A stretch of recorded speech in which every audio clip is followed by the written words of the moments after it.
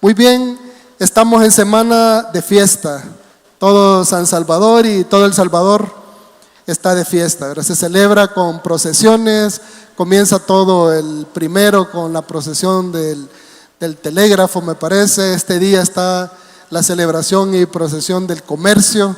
Ahí pues los comerciantes aportan para que esto sea muy vistoso, muy festivo. Está ahí Cibar City, creo que le han puesto, ¿verdad? Donde están las ruedas. Y dentro de un par de días está la famosa Bajada del Divino, que decía mi primo y mis tíos, ¿verdad? Mis compañeros, que es la representación de honrar al patrono, ¿verdad? Dentro de la religión oficial del santo patrono de San Salvador, el divino Salvador del mundo, dentro de un par de días. Esto quizás no tenga mucho que ver con nosotros, con nuestra religión, ¿verdad? Pero sí con nuestra fe de alguna forma, porque aunque no andemos en esas celebraciones, en esas procesiones, por la forma en que lo hace la religión oficial, histórica, sí lo hacemos recordando todo lo que pasó, que lo relatan las Escrituras. Así es que vamos a aprovechar que todo San Salvador está de fiesta bajo el nombre de las celebraciones del Divino Salvador del mundo, para irnos a ese pasaje en el cual están basadas todas las celebraciones de esta semana. Así es que si me acompañan, vamos a irnos a Marcos capítulo 9, del 2 al 9. Vamos a leer lo que aconteció y lo que ha llevado pues a recordarle de esta manera. Dice el versículo 2: 6 días después, hablando de algo que acababa de acontecer, el Señor enseñando en medio de las multitudes con sus discípulos presentes, había estado diciendo: si alguno ha de seguirme, se debe negar a sí mismo, debe hacer a un lado las cosas propias para que se enfoque en las mías, que aunque ustedes no lo crean, son de mucha bendición, no solo para ustedes, sino para el mundo entero. Y acababa de decir también que algunos de los que estaban ahí no gustarían la muerte, no la iban a probar antes de ver el reino de Dios. A raíz de eso, y en otro lugar, llevándolos a un monte alto, comienza este pequeño relato que dice: 6 días después de esto, Jesús tomó a Pedro, a Jacobo y a Juan y los llevó aparte solos a un monte alto, y se transfiguró delante de ellos. Y sus vestidos se volvieron resplandecientes, muy blancos como la nieve, tanto que ningún lavador en la tierra los puede hacer tan blancos. Y les apareció Elías con Moisés, que hablaban con Jesús. Entonces Pedro dijo a Jesús: Maestro, bueno es para nosotros que estemos aquí, y hagamos 3 enramadas, una para ti, una para Moisés y otra para Elías. Porque no sabía lo que hablaba, pues estaban espantados.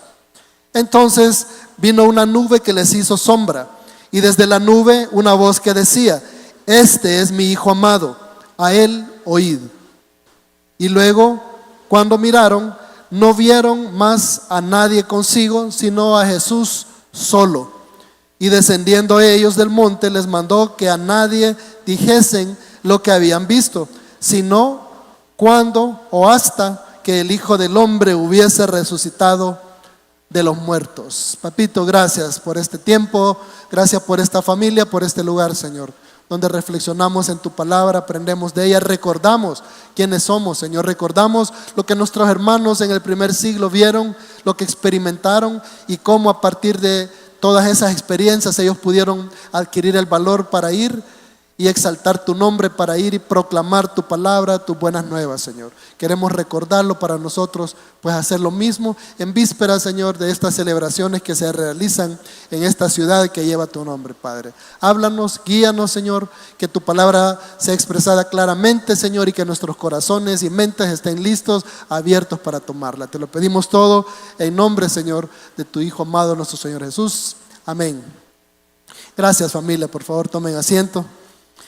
Entonces, como decía, luego de enseñar con respecto a negarse a sí mismo, y que algunos de ellos no probarían la muerte hasta ver el reino de Dios, que nos plantea tantas preguntas muchas veces al escuchar esto, pero porque tenemos ya una idea preconcebida de qué implica el reino de Dios. Muchas veces decía: el reino de Dios está acá, El reino de Dios está cerca, está con ustedes. Entonces nosotros tratamos de hacer un dibujito, tratamos de hacer una gráfica que exprese y nos explique en realidad cómo es esto del reino de Dios, pero así lo hablaba Jesús, porque dependiendo de nosotros y por la experiencia que muchos tuvieron de estar frente a Él, especialmente en algo como esto de verle transformado, pudieron experimentar su reino. Entonces por ahí va esto. El testimonio al mundo viene de haber visto la gloria de Dios, de haberla experimentado en nuestras vidas, cada uno de nosotros, así como estos tres hombres la experimentaron en sus vidas. Lejos de ser un acto imaginario público, como los que hoy realizamos en estos días, ¿verdad? Algo público, una celebración con mucha pompa, con bullicio, ¿verdad? Con mucha alegría y música y mucho sacrificio físico, personal de muchas personas. La transfiguración del Señor en nuestras vidas es en realidad algo privado, es algo serio, convincente y respaldado de Dios. Así como lo fue para estos hombres, es para nosotros. Es algo que ocurre ahí en la intimidad de cada uno de aquellos que hemos dicho que hemos conocido al Señor, que le hemos aceptado en nuestras vidas. Su fin, nuestro testimonio y enseñanza de ese Cristo resucitado. Para eso el Señor nos hace pasar por experiencias como la que hizo pasar a estos hombres, y de eso pues vamos a estar hablando, iniciando aquí con la carta, con el Evangelio de Marcos, ¿verdad? Ya que pues de acuerdo a muchos expertos, Marcos fue el primer evangelio que fue escrito, y de Marcos pues tomaron algunas fuentes, algunas referencias, los demás evangelios, y como nos decía el hermano Gustavo la vez pasada, Lucas es el que viene y empieza a recopilar todas las cosas que se dicen, que se han escuchado, que se han escrito, pedacitos, ¿verdad? O que solo habían circulado de manera como una tradición oral. Entonces me voy a Marcos porque de alguna manera hay cosas muy interesantes que vemos en este pasaje, que fueron las primeras que fueron escritas y de acuerdo a la iglesia de Marcos, o sea, lo que vino después de esa comunidad, ¿verdad? Que provino de Marcos. Debemos recordar también que los evangelios fueron escritos muchos años después, ¿verdad? Incluso de los que son mencionados aquí, como Lucas, excepto pues él que anduvo escribiendo el evangelio y luego escribió también el libro de Hechos, ¿verdad? Que debería ser una continuidad en esto. Pues estas cosas ya habían sucedido cuando todos estos evangelios fueron escritos, 30, 40 años después.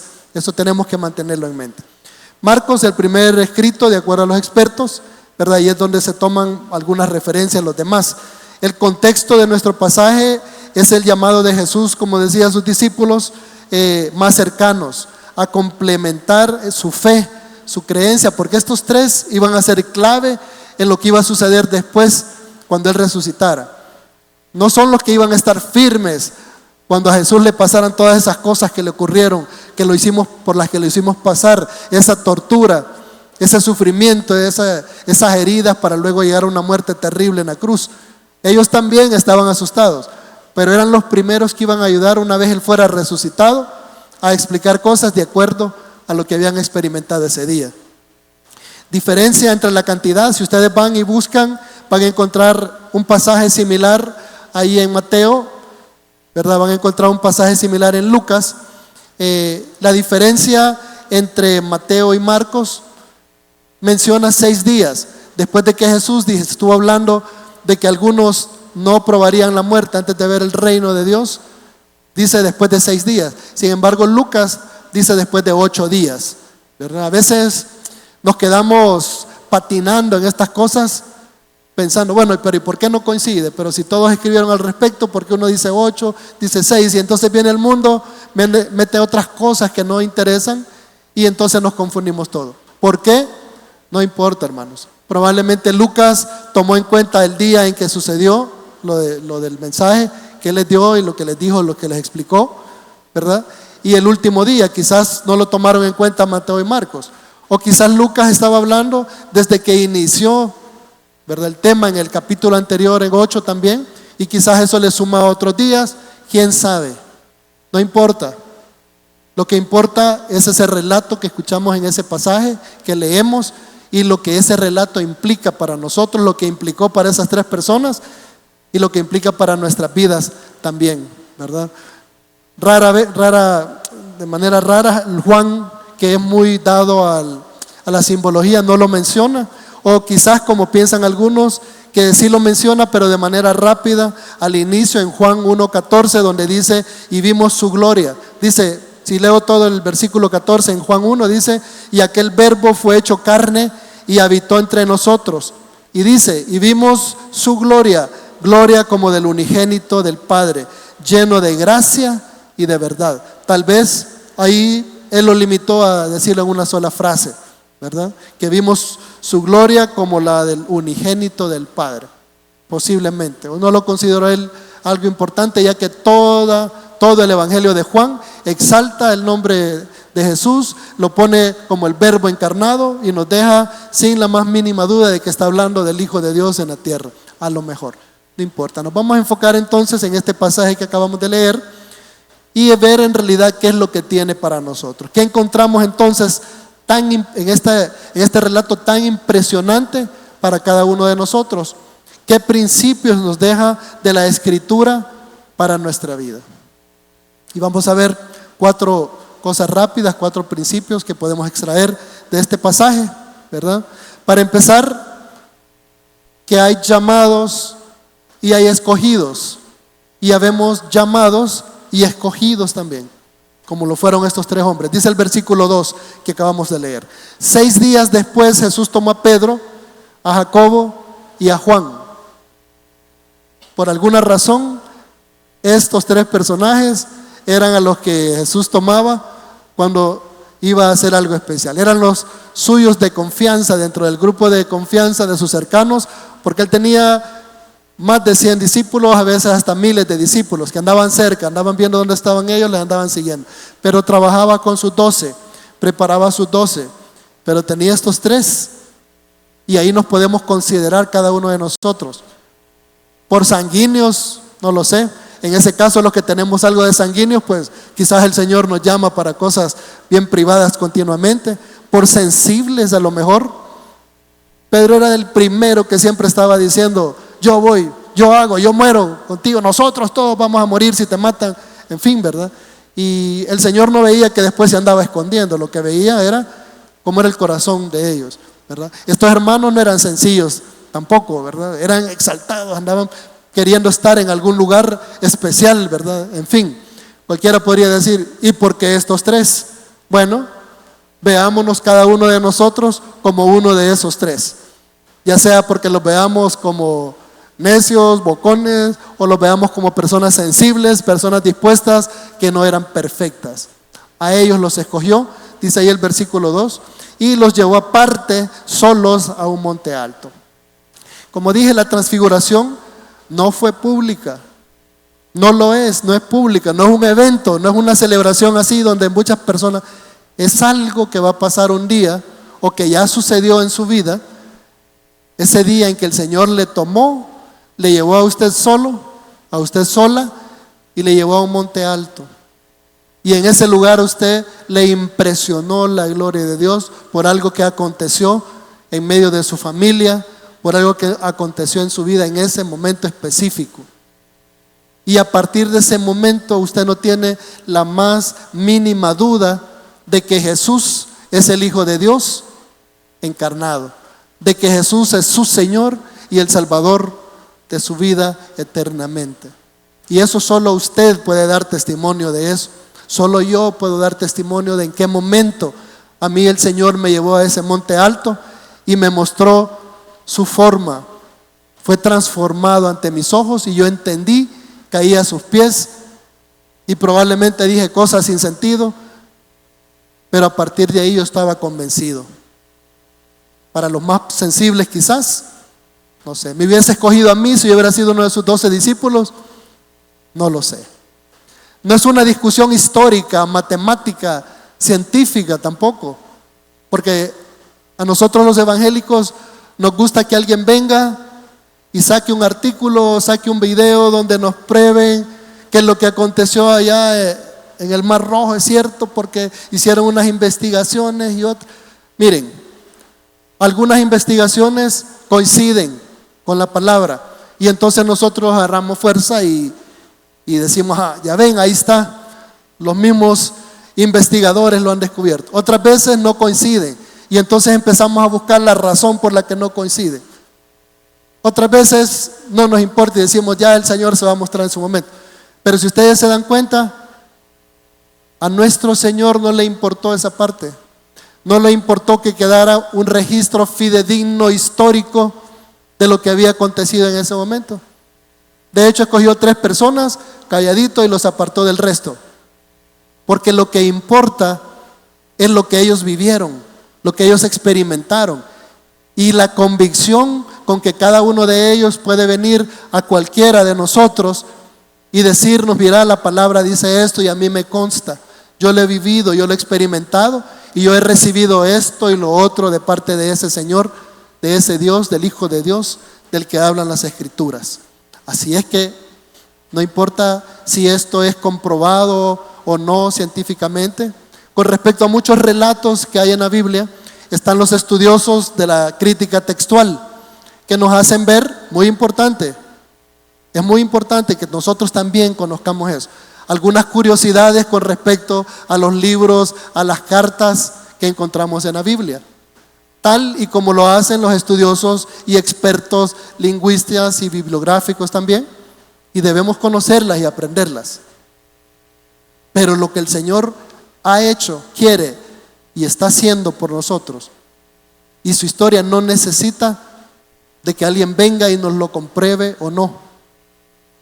Esto es algo que es con cada uno de nosotros. Al Señor no le interesa que encontremos una buena defensa. Por supuesto que es bueno conocer de estas cosas lo que se ha descubierto, lo que se ha investigado, pero a Él le interesa qué es lo que yo he experimentado en Él, de acuerdo a lo que Él me ha dejado en su palabra.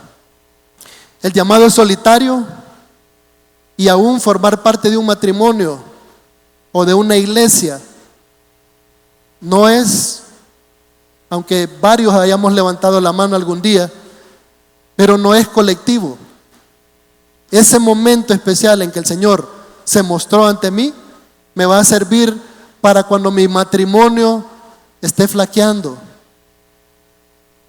Me va a poner fuerte, me va a recordar, me va a dar ánimo. Me va a servir para cuando la iglesia quizás esté flaqueando. A cada uno de ustedes el Señor le puede usar después de ese día que experimentaron su transformación para poner ánimo en algunos, quizás para enfriar un poco los temperamentos cuando algunos hermanos están discutiendo entre sí. Tal vez para darnos palabra cuando la iglesia está preocupada por alguna deuda, por alguna complicación, por algo que ha pasado.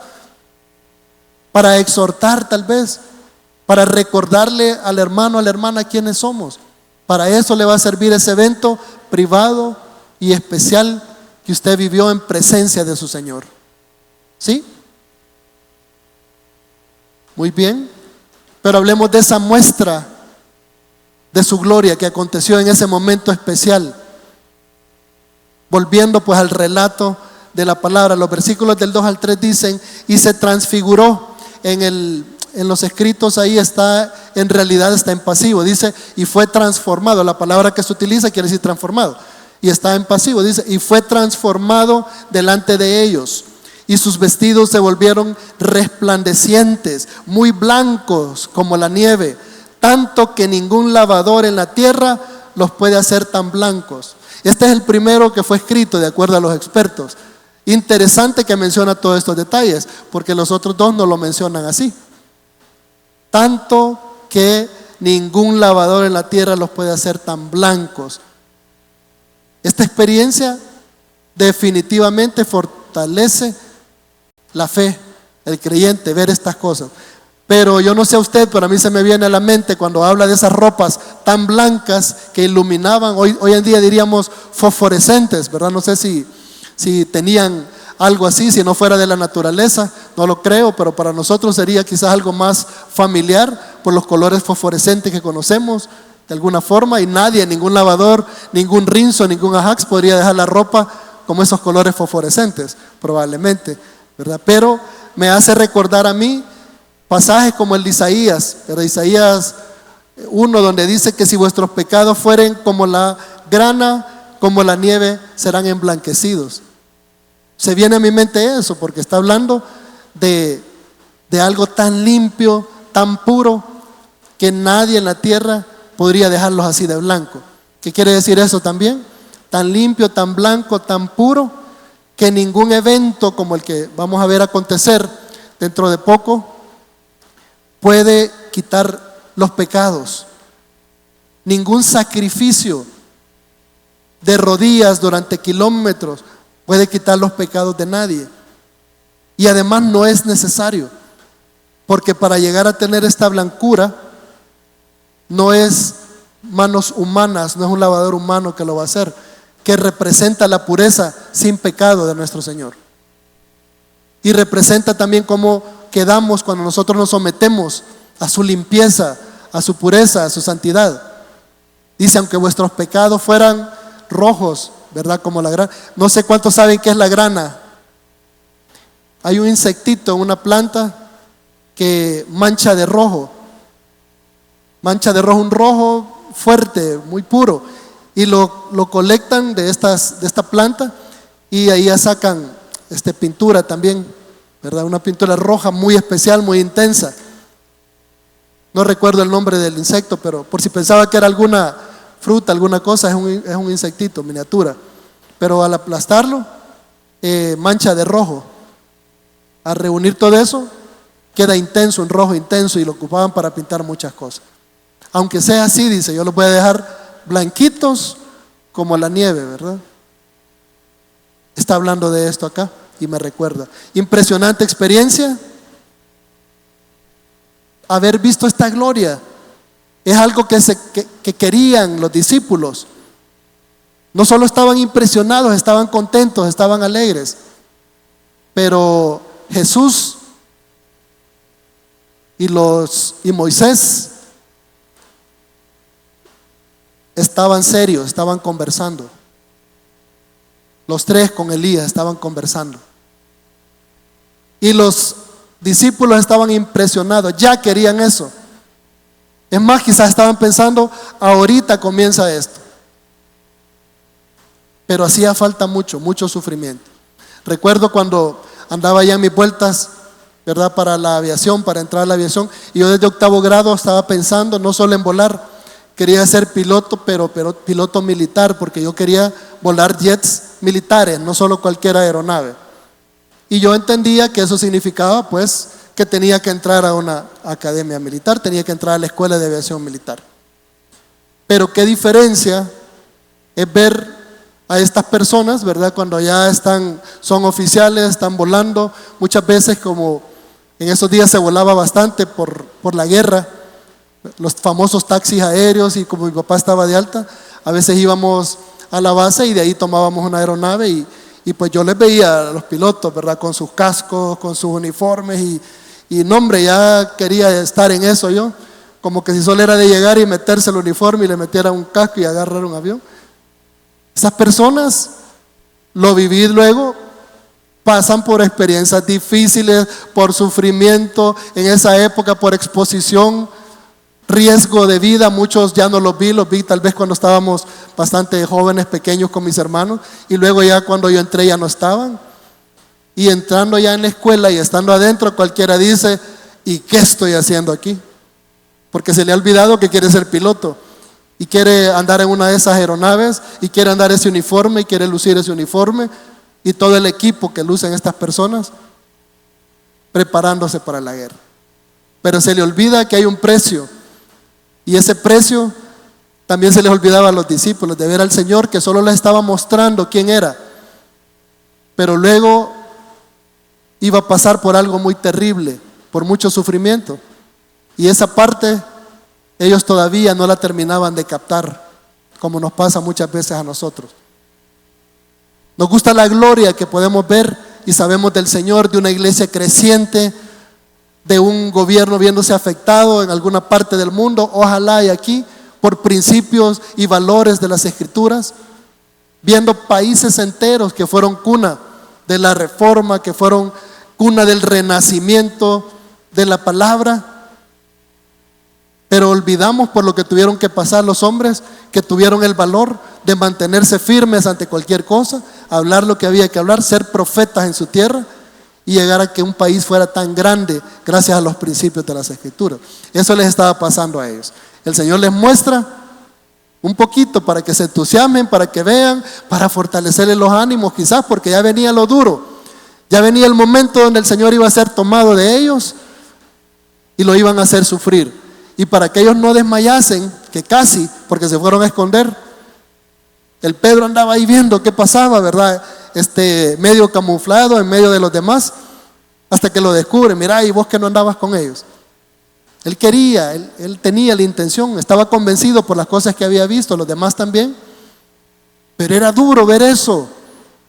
Era duro ver aquel que había mostrado tanto poder frente a ellos, aquel que se había mostrado como era también ante ellos, y verlo sudado, desnudo, sangrado, reventado por esos látigos tan crueles que había en la época.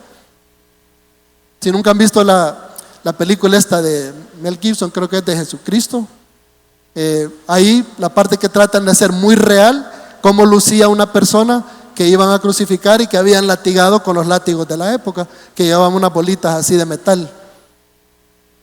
Terrible ver eso después de haber visto su gloria, la gloria del unigénito, como pone Juan por allá.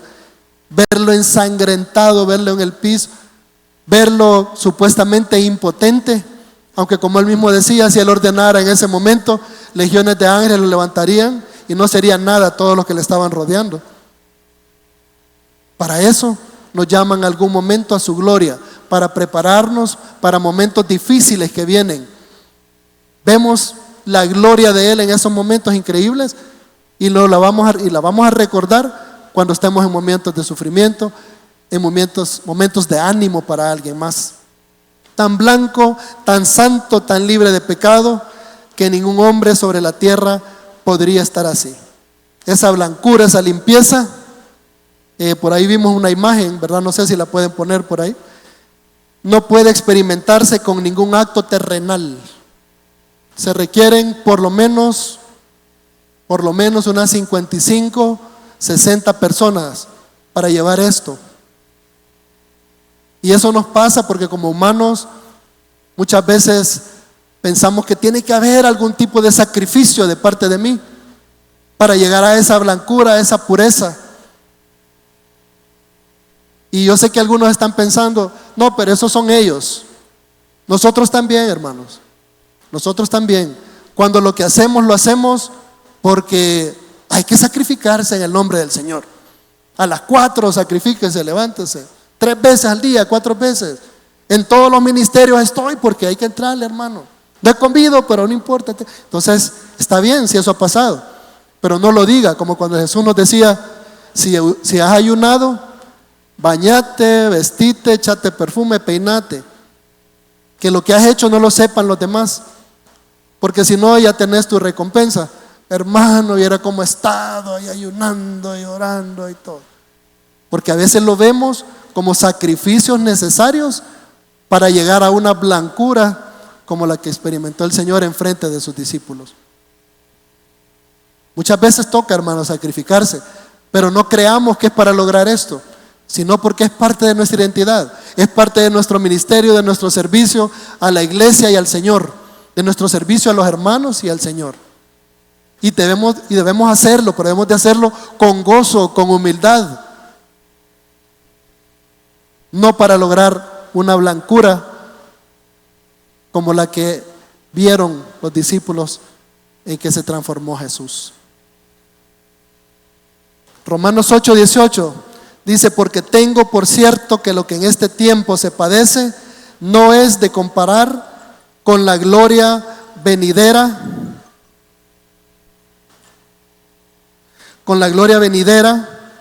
que en nosotros ha de ser manifestada. Por supuesto que la gloria del Señor se va a manifestar de igual manera en nosotros, pero Él lo logra, Él blanquea, Él limpia, Él purifica. Nosotros humildemente hacemos lo que debemos hacer, como sus siervos que somos.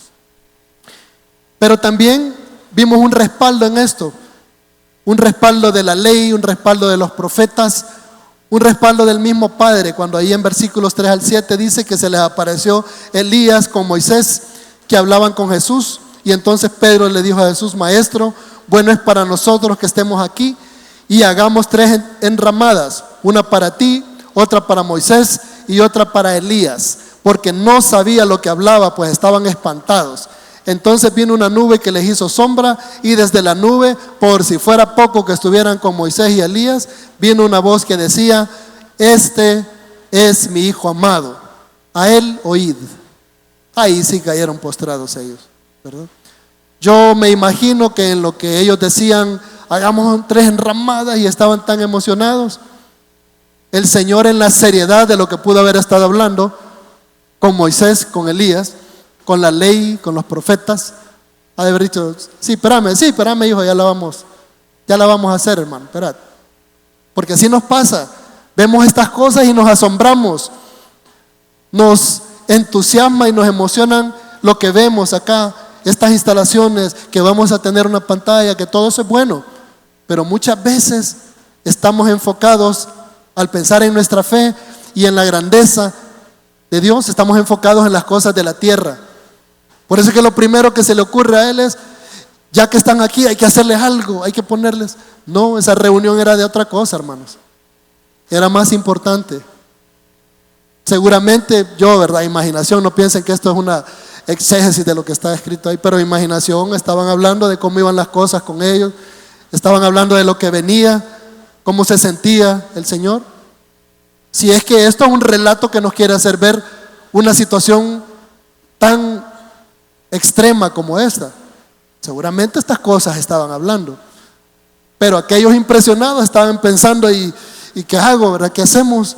Hay que poner una chocita para que se tapen, o qué, o les hacemos un altar, ¿qué hacemos? No, verdad, el servicio al Señor no es así. El respaldo final de lo que el Señor estaba haciendo viene de la ley, viene de los profetas, y por último viene el Señor y dice: Señor Padre, Señor Dios, dice que este es su Hijo amado, para que no quede ninguna duda en esto.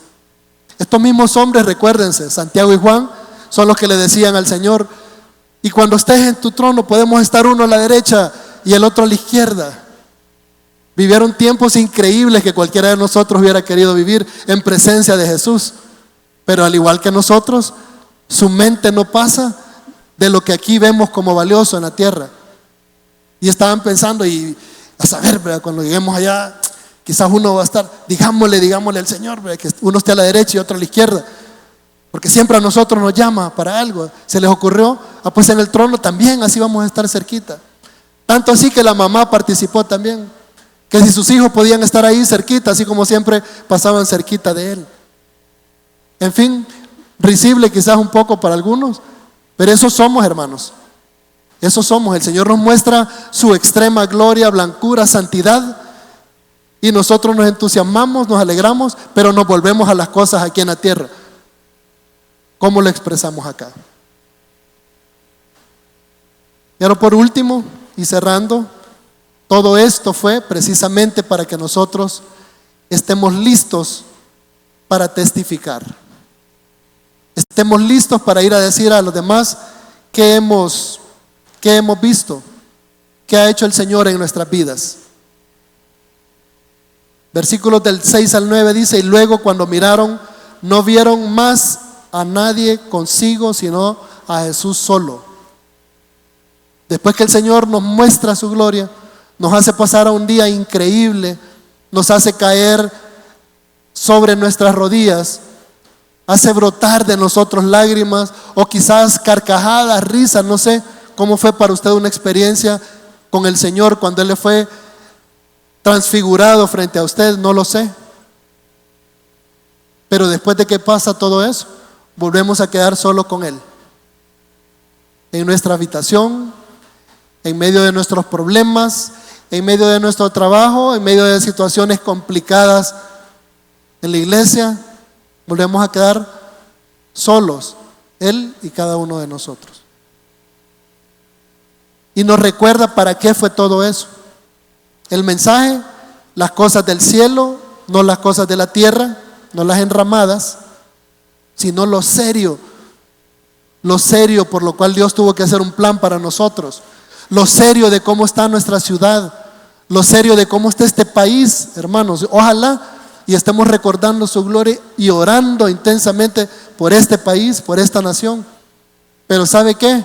Hoy es cuando la necesitamos más, el recordar ese momento, porque no es solo nuestro país, es nuestra región que necesita mucho de ese testimonio, esa convicción que el Señor nos dio el día que se nos reveló a nosotros.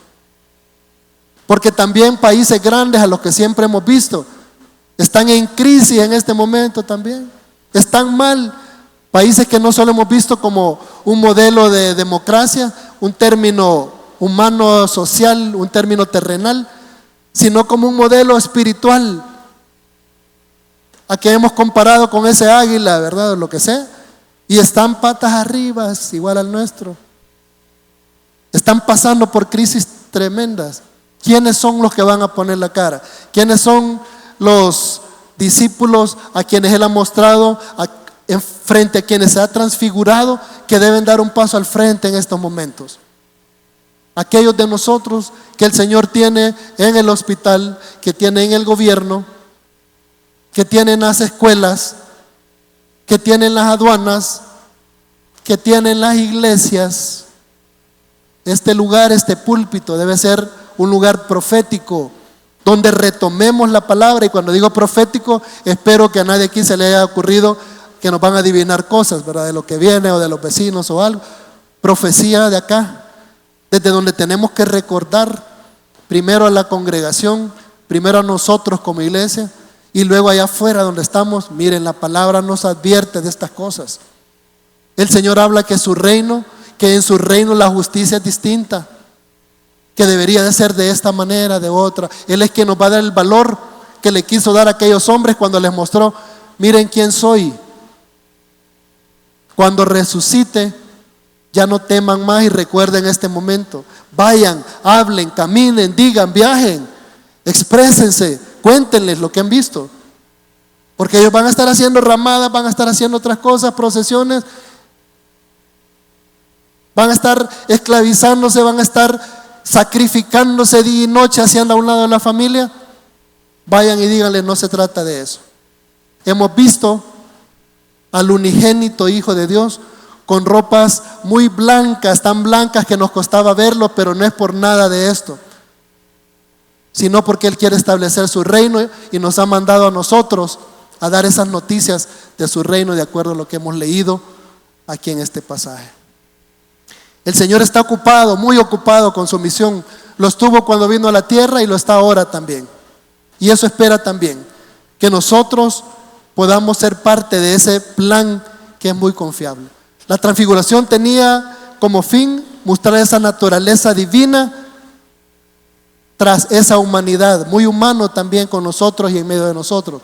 Pero quería que no olvidaran que era el Hijo de Dios en la tierra y que había un reino mejor que había que establecer y que ellos eran parte de esto. No digan nada, les dice. Ahorita no es el momento, no digan nada. Yo voy a resucitar y entonces va a haber crisis, va a haber caos. Entonces ustedes levántense y digan lo que han visto. Tomen valor, sean valientes y vayan y prediquen mi palabra entonces. Porque van a haber grandes persecuciones, porque ustedes van a ser mis testigos. Testigos, lenguaje original, mártires. Entonces recuérdenme a mí, recuerden lo que han visto, tomen valor, vayan y hablen. Ahorita, calladitos. Nos toca callar en algunas ocasiones. En un par de días, familia, se celebrará la procesión y la llamada bajada de la imagen que representa al santo patrono de San Salvador, el divino Salvador del mundo. Que ese evento nos recuerde esto. Cuando vea pasar todas esas cosas, no piense en la procesión, no piense en la imagen que vimos de todos cargando. Piense en el pasaje de Marcos 9, de Mateo 17, de Lucas 9. ¿Para qué fue esa transfiguración? ¿Para qué el Hijo del Hombre, el Hijo de Dios, el Mesías, fue transformado frente a nuestros ojos en privado? Y entonces vayamos y demos testimonio con nuestras palabras, con nuestras acciones y anunciemos a Jesús. De eso se trata. También reunirnos, como lo vamos a hacer dentro de un rato, recordar estas palabras de Jesús, donde dijo y cuando dijo, para que anunciemos su muerte, pero también su resurrección. ¿Les parece? Oramos entonces y nos preparamos. Ya sabe, facilítenos, se corre a las orillas para que cuando llevemos los elementos de la mesa del Señor, se nos facilite un poco a nosotros y nos podamos ir a almorzar. Papito, gracias. Gracias porque tú nos has mostrado tu gloria, Señor. Tu gloria como la del unigénito Hijo de Dios, porque todos nos has mostrado a los que hemos querido ser tus hijos, pero nos mostraste la gloria de tu Hijo unigénito, Padre, engendrado de ti, quien nos dejó su Espíritu para poder tener este valor que nos ha pedido que tengamos, para poder abrir nuestra boca y poder anunciar su reino, Señor, para poder tener el valor de profetizar de acuerdo a las verdades que nos dice tu Escritura, y no a las ideas que los hombres nos muestran a través de las redes y otras formas también, Padre. Que esta mañana, al tomar los elementos de tu mesa, Señor, recordemos tus palabras y recordemos también quiénes somos, y que podamos experimentar lo que experimentaron tus discípulos amados, y que podamos expresarle a otros que tú eres el Rey, que tú eres el Salvador, que tú eres el Hijo de Dios, Jesús. Gracias, Padre, por eso. Gracias por haber enviado a tu Hijo, y que nosotros podamos también retomar esa misión que Él nos dejó, y que tu nombre sea exaltado. Te lo pedimos en el nombre de nuestro Señor Jesucristo. Amén y amén.